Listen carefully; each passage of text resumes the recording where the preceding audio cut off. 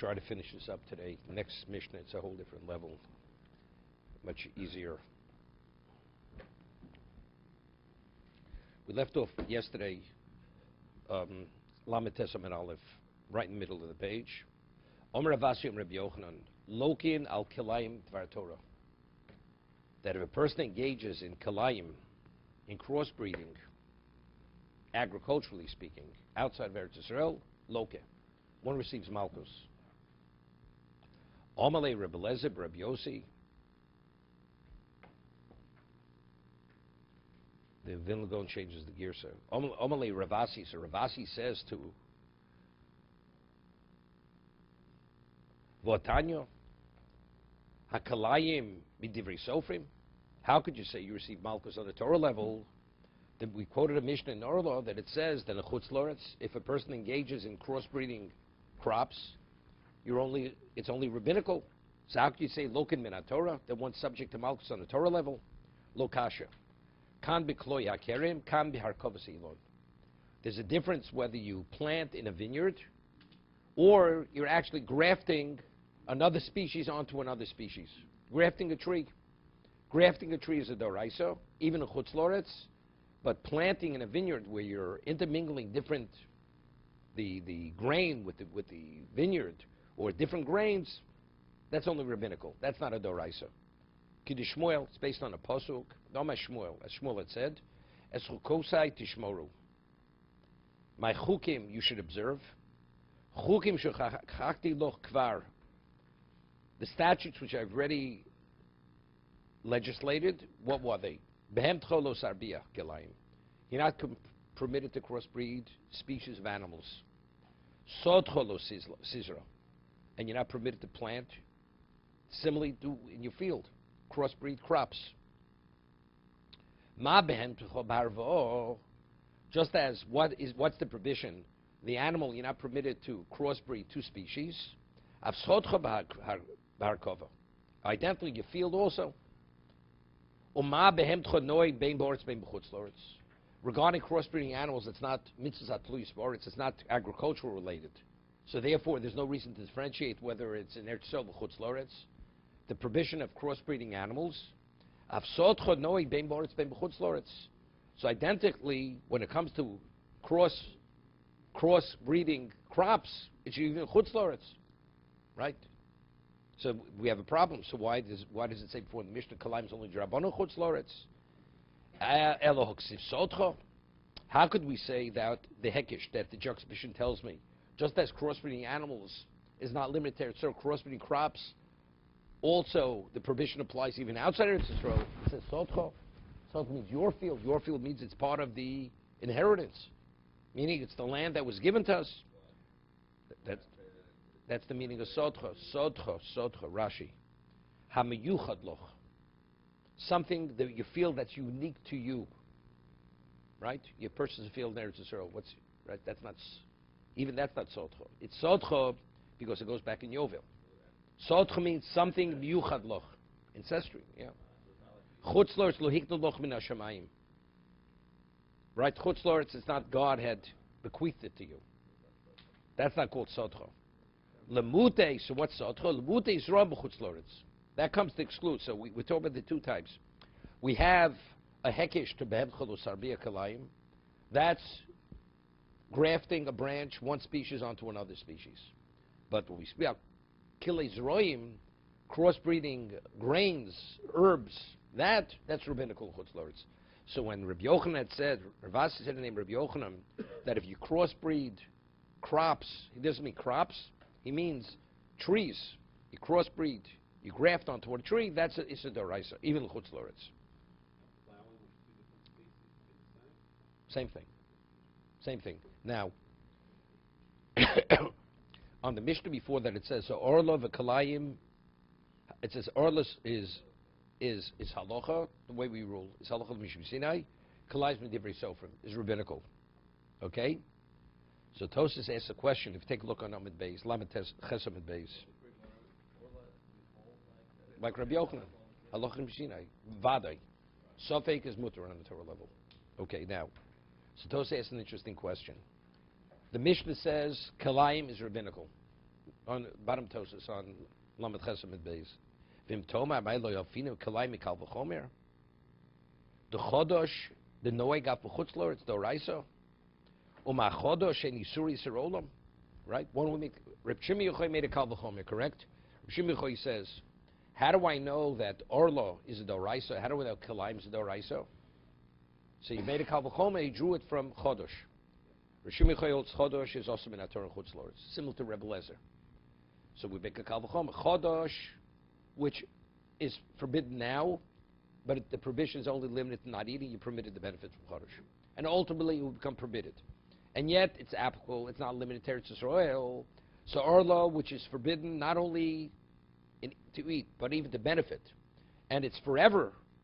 Whatever it is, it's forever. So certainly it should apply to Chutz Lord. And the same thing with Kalayim. Kalayim is even more serious. Orla, it's only during the first 3 years. Kalayim is whenever you crossbreed, you plant in the vineyard, it's also. So definitely it should be effective even with Chutz La'aretz. So Tosas asks, so we're going with, it says Chodesh is also min Torah. So if Chodesh is also min Torah, we should draw a Kal V'Chomer. Make the Kal V'Chomer. So how does the Mishnah say, why does the Mishnah say that Kalayim is only also min Drabanan? Let's draw the Kal V'Chomer from Chodesh. That's Tosas' question. Wait, 1 second. Wait. Right? So Tosas says, I mentioned, I wait here. It says Sodcha. Right? You could have a Kal V'Chomer from today forever. But if Torah says explicitly doesn't, it's limited, it's limited. Faxtor says planting in a vineyard is only rabbinical. In Chutz La'aretz. How do I know that? It's a Sodcha. It's only the field that's unique to you. That's part of, that's a divine bequeathal. What's that? That's Eretz Yisrael. Wait 1 second. Lemuti Zrom Shum Chutz La'aretz. So he says, but so let's draw the Kal V'Chomer Rabbi Yochanan from Orlo. Right? Vein lo the Orlo mi anesi b'Kal V'Chomer the Chodosh.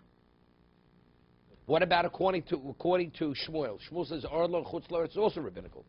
Right? He argued. He learns halacha is rabbinical. Why don't we learn the Kal V'Chomer? He says the answer is simple. You see the Kal V'Chomer, it has a certain fallacy to it, right? Chodesh, so Kalaim definitely, right? But we say Kalaim, the Torah says no. Kalaim is limited to itself, so we say the same thing Orla. Because we find it's not the case. So just as Kalaim should be forbidden on the Torah level chutzlah, yet it's not, so the same thing maybe Orla. No, the question is, let's learn it from the Kal V'Chomer from Chodosh. So why not? The answer is because there's a certain fallacy in the Kal V'Chomer, not in the logic. There is no, it's not that. So just as Kalayim, although I have the Kal V'Chomer, yet Kalayim is the exception. So maybe Orla is also an exception. Despite the cogency of the Svara, the Torah says you don't rely on that. No, it doesn't make, the Torah says you don't rely on that. Why would I think that there would be an exception? Just because of the possibility there's an exception with Kalayim? Correct. That's based on a word. Doesn't make a difference. Doesn't make a difference. It undermines the whole culture. Correct.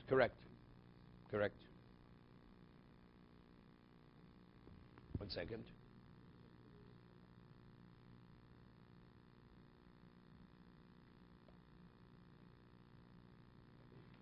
Let's go further.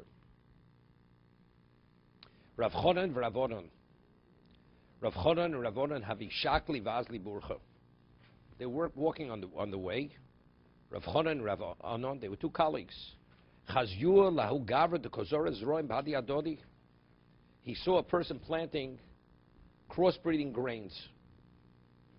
Omar le nesi mar nishamte. So one says to the other, let's put the man into chayrim. He's violating. He's violating the law of crossbreeding crops. He deserves to be put in chayrim. Omar le lo chavrisu. So one says to the other, he says, no, you don't have these laws. You're not clear in these laws. The man is not doing anything wrong. Meaning, it's not even forbidden on a rabbinic level. Not even rabbinically is it forbidden. Amoroim, two Amoroim. Vesu chazu lo gavra kozara chit yusori begufni. Then they come upon a person. He's planting wheat and barley in a vineyard. So Omale Nesi Mar Nishamte. He says again. He says the same thing. Let's put the man to chayrim. Omalei lo tsarisu. You don't have it clear. Meaning, the man's doing nothing wrong. What he's doing is permitted. Lo kaimelon, lo kaimel Rabbi Yoshio.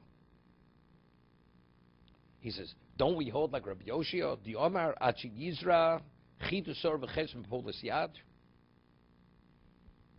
So Rashi explains that the prohibition is that, where is it?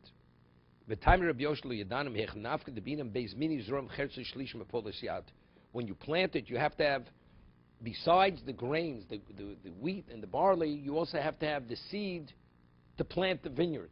That's the prohibition. But planting in a vineyard, that's not the prohibition.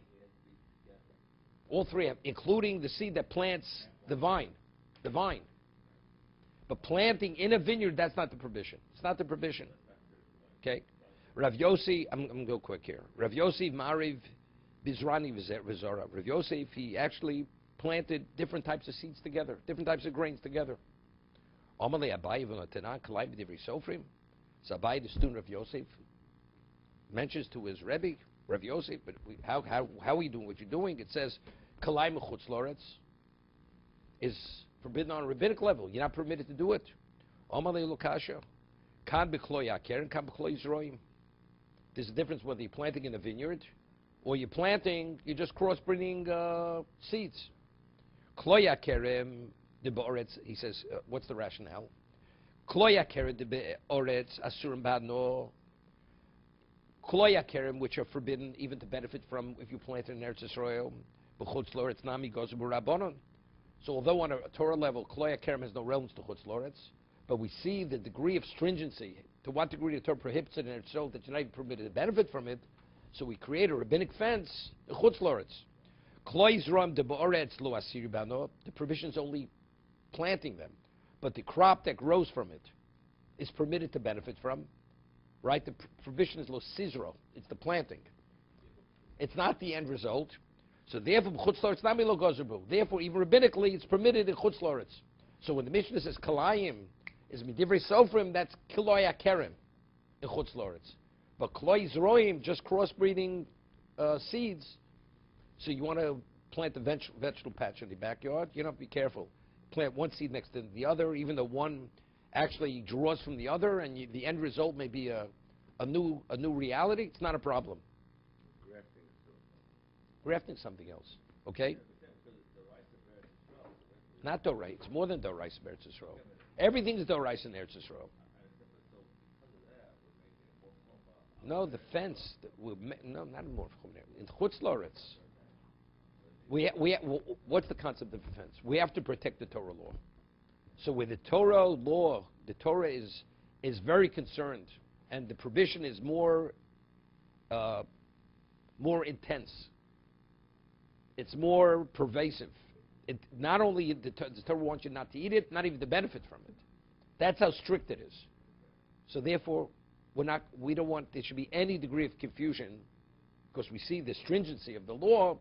Even in chutz loretz, we're not going to permit it.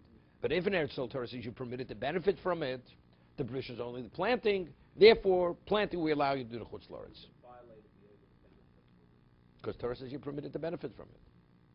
Kolai Kerem Torah says it's Yisur Anoch. Usually the rabbis don't penalize the violator. We're talking on a Torah level. Talking on a Torah. No. No. They don't let you benefit from that. No, there's no rabbinic law. There's no rabbinic law. Rabbinic law is you're limiting to seed. No, you're missing the point. In Eretz Yisrael, Kloya Kerem, Kloya Kerem Yisrael, not only not permitted to plant it, you're not even permitted. In Eretz Yisrael, the provision is you're not permitted to plant two species together, grains. Are you permitted to benefit in Eretz Yisrael? Even in Eretz Yisrael, where it's a Torah provision to plant, yes. On a Torah level, Torah says you're permitted to benefit from it. And the rabbinically, we're not talking about a rabbinic penalty over it. We're talking about the Torah law. What's the Torah law? I know, but they're not even instituting a penalty at all. Well, rabbinic's irrelevant to me. We're talking about what is the basis for a fence. The fence is to protect the Torah law. So if we see the Torah is more stringent in Eretz Yisrael, even to prohibit in Yisrael, no, chutz loretz you're not permitted to do. But even if so, when the Torah says you're permitted to benefit from it, we're not going to create a fence of Chutz La'aretz. That's what that was the rationale of Rav Yosef, why he believed, he understood that it was permitted. Okay? Listen.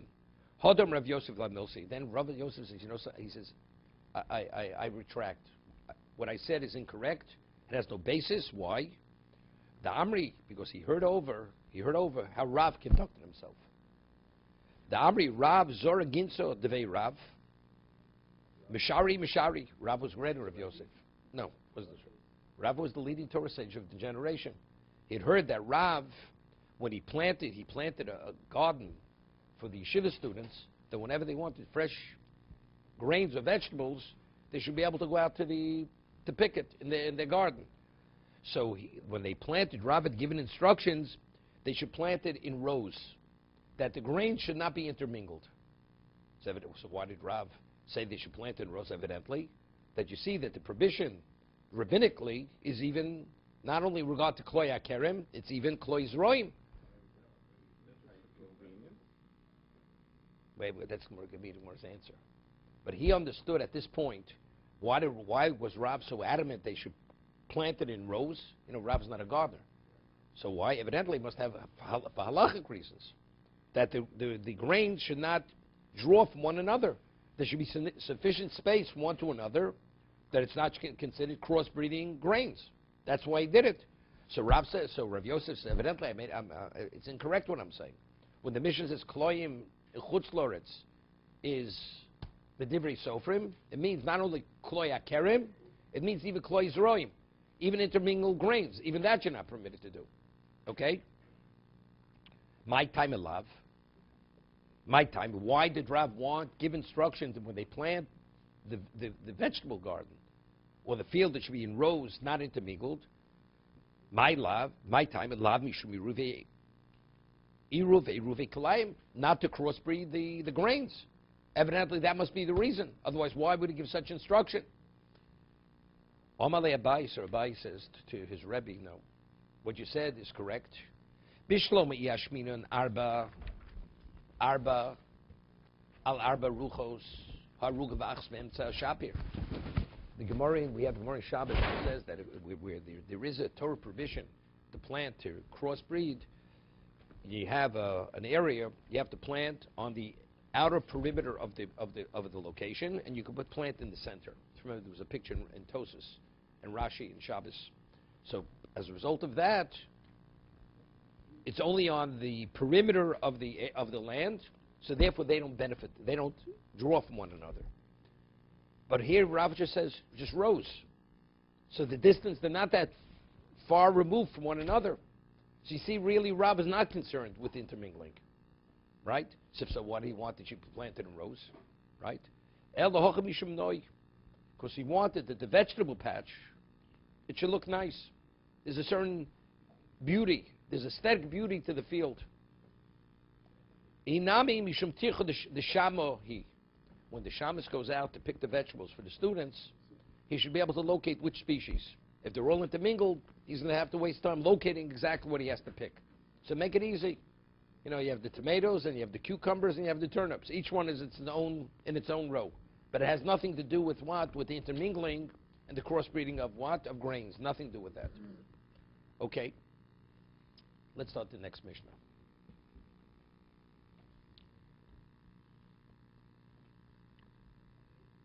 Kolosa mitzvah achas.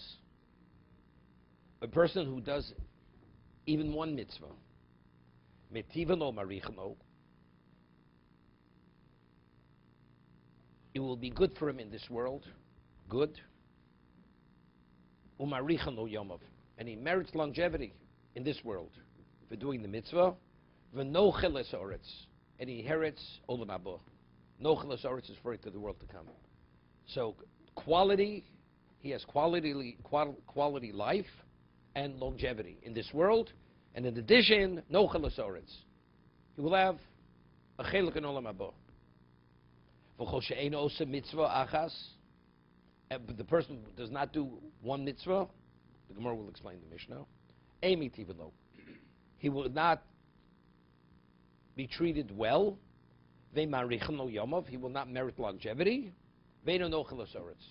he will not have a share in the world to come. Will not have a share in the world to come. Okay? Stylistically, why does the Mishnah have to say the negative part? Couldn't they be told that? Well, if you know what the Mishnah is speaking about, sometimes by contrasting one to the other, then you understand what the Mishnah is saying. Saying once The second half to elucidate the first half. Otherwise, you wouldn't understand the first half, as we'll see the Gemara. The Gemara discusses this. Okay? But there are ochel appears simple to mazeh karen kepsalam abo. I mean, the Gemara will discuss this also. Urimini, it seems to be in the Mishnah. The Mishnah says you do any mitzvah, and you have benefit in this world, and you have benefit in the world to come, right? So there's from the Mishnah that we say every day. Urimini, elu dvorim shadum ochel poraseim b'lam hazeh, va'keren kayemes l'olam abo, right? You have, these are the things which the person eats, the peiros, the fruits of the mitzvah in this world, but the principle remains intact for the world to come. Elohen kibro ve'ein, vilas hasodim, hachnosis orchim, havo shel meilun chaveru, Talmud Torah keneged kulam. Okay? So it seems to be only specific mitzvahs are you ochel peraseh b'lamazeh, but yet it says in the Mishnah, you do any mitzvah you do, there is a material benefit in this world. And from this Mishnah, it's inferred that what? It's limited to these mitzvahs. That you have peraseh b'lamazeh and keren kames l'olam haba. So how do we reconcile the Mishnah, our Mishnah with this other Mishnah? Mishnah and Peah. Omer Rav Yehuda, hochi gomer. This is what the Mishnah is saying. Rav Yehuda explains. Kol osa mitzvah achas yisera al zchu Yosef. Now let's stop for a moment. The Gemara says in Rosh Hashanah, that's the way the Rambam rules, what is a tzaddik? What is a tzaddik? Tzaddik is rov zochios. If the majority of your accomplishments are positive, that's called, his classification is tzaddik. If the majority is negative, then the classification is Rasha. Beinoni, a person who is classified as a middle-of-the-road person, he's exactly in the balance. Exactly in the balance. And Rambam says you have to understand that we're not speaking about a quantitative valuation, it's qualitative valuation. He says, because you could have one mitzvah, which is the equivalent of many, many averos. And you could have, chas v'shalom, one avera, which is the equivalent of multiple mitzvahs. So how do you make this evaluation? He says, only the Kel Deos, only Hashem, who knows everything, can he make this evaluation. Okay? That's the Rambam. So we're talking about Rov Zochios, Rov Chov. Majority is positive, meritorious, merit, or negative. That's that, and we can discuss this in a moment. Rav often quotes the Rambam in terms of doing one mitzvah means doing it perfectly. Would the Rambam apply it also to this Mishnah? Well, that's also, that's qualitative. It's not only the dimension of the mitzvah itself, but it's even the way the mitzvah is executed, is performed. Right. That goes into qualitative evaluation. Rav often quotes Rambam that doing one mitzvah perfectly is... No, that's the Rambam Pirush Mishnayos. That's the Rambam Pirush Mishnayos, and two different things. That's to merit the ultimate location in Olam Haba. That is ultimate. No. That's the ultimate. That's the ultimate Olam Haba. Even if a person doesn't do a mitzvah, that was the discussion we had the Gemara in Avodah Zorah. Rav Hananya ben Traja and Rav Yosemi Kismo. Rav Hananya ben Traja, he was one of the 10 martyrs who was killed by the Romans. Right? He's the one who had the Sefer Torah wrapped around him, and he was burnt at the stake. So before he met Rav Yosem Kismo, he says, "Am I a ben olam haba?" Could you imagine? Rav Hananya ben Traja, the leading Torah sage of his generation, asked Rav Yosem Kismo, who was a colleague of his, "Do you think I have a share in the world to come? Is he a ben olam haba?" So he's asked him. So Rav Yosef Kisma says to Reb Hanina ben Trajan, he says, "Ezem asa boliyotcho." Did something in your life out of the ordinary come to your hand, and you performed it? So he tells him a story. He says, "Most purim boliyodi." There was a story that he had his own money, and he had money that he set aside to give for Purim, for the poor, and it intermingled with his money. and he didn't know exactly which was his and which was the money, which was for tzedakah for the poor and Purim, matonis levyonim. And you know what he did? He gave it all away. Not only did he give it, right, he could have said, look, I don't know, takes it for himself. He gave away all the money. He says, if that's the case, you're a ben olam haba. That's Rabbi Yossi Kisma said to Rabbi Nan ben Trachim. So the Rambam, at the end of Makos, the famous Mishnah, Ratzah Kodesh Baruch Zakis Yisrael, Leficha Chibul and Torah Mitzvos. Hashem wanted to bring schus to Klal Yisrael, therefore he gave us an abundance of Torah Mitzvos. So the Rambam asked the obvious question. David, this is the kind of question you would ask. Okay, so Rambam asked a question. You would think that if you have less to contend with, you're able to deal with it. But if you have unlimited amount of mitzvos, you have a greater likelihood to fail. You have less to contend with, maybe you could be able to do them all perfectly. You have more, you may fail. You may fail. So that's what the Rambam says. That's where the last Rambam, Pirush Mishnah, is the end of Makos. So Rambam says that we're not talking about, even if a person fails, if a person has multiple opportunities to be able to a mitzvah even one time in his lifetime perfectly, then he's achieved the ultimate. So even though we have multiple mitzvahs, the failing is greater, doesn't make a difference. Since the end result, ultimately, to do a mitzvah once perfectly is the ultimate, it's worthwhile, despite the fact is that you have multiple situations where you're going to fail. What? Perfectly. No, that's what he's quoted. That's what he said. It has nothing to do with this Gemara. It has nothing to do with this Gemara. This Gemara is speaking about having a share in the world to come. No, perfectly. Right, correct. This is the majority of your actions are positive. His classification is tzaddik.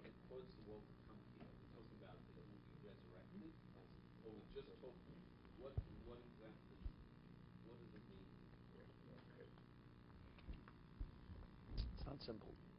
Simply it means olam haba means also resurrection. The ultimate. You have to take a look. There's a Ritva, there's a Rambam, and there's a Raavad. The Raavad is always the one who always questions the Rambam. So there's a Ritva who explains that the Raavad did not understand the Rambam. That the Rambam is not speaking about the question olam haba. Olam haba means what we call, in the words of the Ramchal, olam haneshamos, where the person in the neshama sense when he dies, which is only a holding pattern, until ultimately resurrection. Well, olam haba means the ultimate world. Olam haba means tchias hamesim. So he shows over there the basis of for the Ravid's question was a misunderstanding in the Rambam how he understood what olam haba was. That it's not an olam haneshamos. It means olam haba means the ultimate. How would you rate this mission? You rate it as This will read olam haba. This we could understand means also olam haneshamos. Resurrection.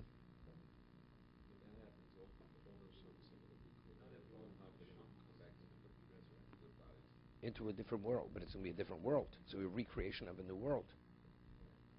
Okay? No longer olam haneshamos, right? There'll be people, physical.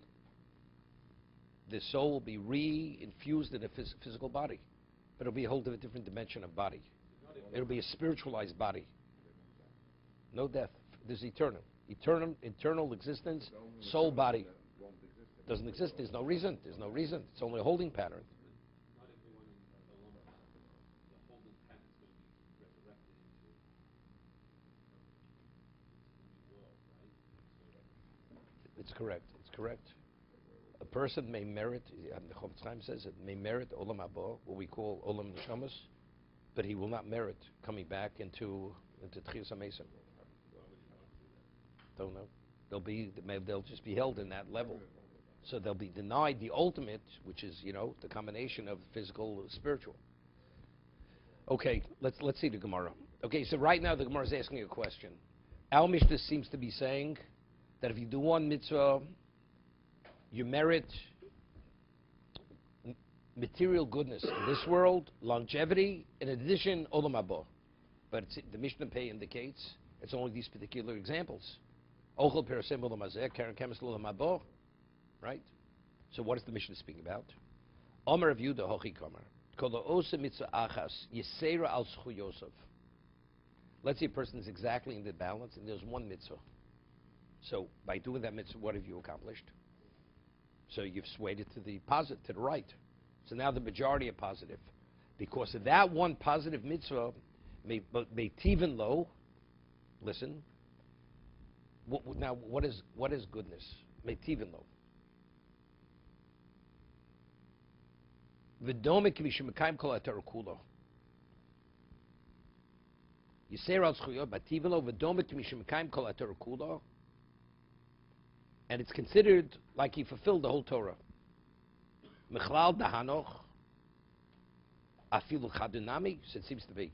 If a person's in the balance and he does one mitzvah, tefillin, kashrus, whatever it may be, now he has a share by tivino olam habo. But if you do one of these that I mentioned pay, even one, although you kept nothing else other than kibbut of aim, then you merit everything. So the Gemara asks,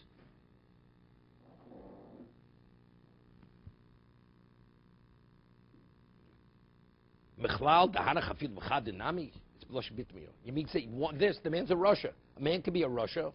He observes nothing, but he does one. He does gemilas chesed, or he does kibbut avim. You mean say he has a share in the world to come, and God will provide him with goodness in this world? It's not possible. No. But he has no share in the olam haba. Esav has no olam haba. He has no relevance to the world to come. Here we're saying this person has both. He has material goodness. No, the Gemara says that's what's wrong. It's incorrect. That's the Gemara's question. Mechlal dahanach afil chadunami. That's impossible to say. You have to have one more. No, we're saying any other mitzvah when you're in the balance, you have to sway the balance to merit all that what the Mishnah is speaking about. But these five, even one, you merit everything. Olam hazeh and olam habo. Someone says, how could you say that? The man is a Rashi. He's going to have a share in the world to come. It's not possible. It's Rashi. We're talking about kibbut avim, gemilas chasod, nachsochen, v'oshol mechaver, Talmud Torah. Those are the five. Over here, if you take a look in the margin, he says hachnosis orchim is deleted because it's not mentioned in the Mishnah Be'ah. Hachnosis orchim. Okay, because it's really it's gemilas chesed. That's what it is. It's a form of gemilas chesed. So here Rashi says. How's it possible to say he's a share in the world to come? The majority of his actions are negative or sin. So he's going to have a share in the world to come? It's not possible. So therefore the Gemara rejects it. So the Gemara says, Omrav Shmayo, Lomar, She'im Hoyse Shkula Machras, V'cholo Ose Mitza'achas, Yiseros Chos Betivelo, meaning like this. Ordinary, let's say you're in the balance, 50-50, and you do one mitzvah. Sways the balance. What about it? You're 50-50, and one of the 50 of the positive is one of these mitzvahs, one of the five. Even though 50-50 dissuades the balance to the positive, he's tzaddik. Normally, 50-50, your classification is Beinoni. So what do you have to do to sway the balance? You have to do one more mitzvah. You do one mitzvah, you sway to the positive. But if you have 50-50, and one of the 50-50 of the positive is gemilas chasod and kibbut avim, that's considered the equivalent of the majority, because these are special mitzvos. That sways the balance. Okay, that's what Rav Shmai is explaining. So here there's an interesting tosis, very interesting tosis. We speak about the Yud Gimel Midas Arachmim. One of the Yud Gimel Midas Arachmim is Rav Chesed. Hashem has abundant Chesed. What's Rav Chesed? So the Gemara says in Rosh Hashanah, Mati klapi chesed, geshein shkulim. That if you're in the balance, say if you're in balance, you're not there yet. Despite that, Hashem will sway it to the right. Even though you're 50-50. He will sway it to the right. That's Mati klapi chesed. He pushes it towards chesed. So he's asking a question. We're saying now that if you're 50-50, if you do one mitzvah, any other mitzvah, that will sway the balance. But if it's one of these five, even if it's part of the 50, it's considered the equivalent of the majority. But he says, but it seems to be for other. If it's not one of these five, then you're in the balance. But the Gemara says in Rosh Hashanah that the meter of Mata Klapi Chesed, that even it's 50-50, the balance is still swayed to the right. No, you don't even have to. You don't have to add to it. Even it's not one of the 5 mitzvahs. 50-50 goes to the right regardless. And here the Gemara is saying no. If it's 50-50 and part of the 50 positive is not one of these 5, you're in the balance. You're still in the balance. So how do we reconcile with the Gemara Rosh Hashanah? Maybe in many ways to get the Olam Abba, you get a different candle in Olam Abba. You do it whatever. Well, we said before that some mitzvahs are worth more than others. We don't really know. We'll leave the answer for tomorrow.